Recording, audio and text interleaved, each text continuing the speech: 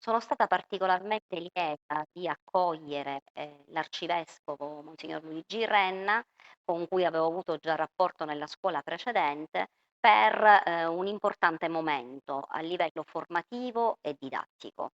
Abbiamo appunto firmato una convenzione tra il liceo e l'Arcidiocesi di Catania per, un PCTO che svolgeranno gli allievi relativo alla riscoperta di luoghi d'arte all'interno della città. Infatti il titolo di questo PCTO è Monasteri ritrovati. Già i ragazzi del Boggiolera nello scorso anno scolastico si erano cimentati a far da guida in alcune chiese famose come quella della Santissima Trinità e di Sant'Agostino, site in via Vittorio Emanuele.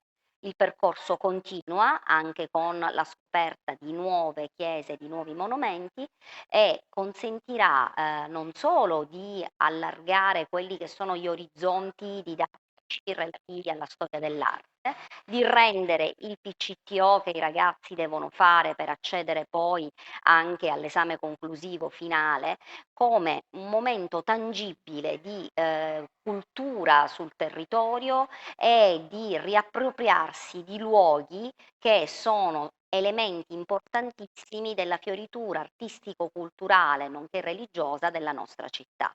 Quindi diventa importante non solo l'elemento didattico-educativo, ma diventa importante l'arricchimento della persona come cittadino e come parte integrante viva di una città che ha voglia di rinascere.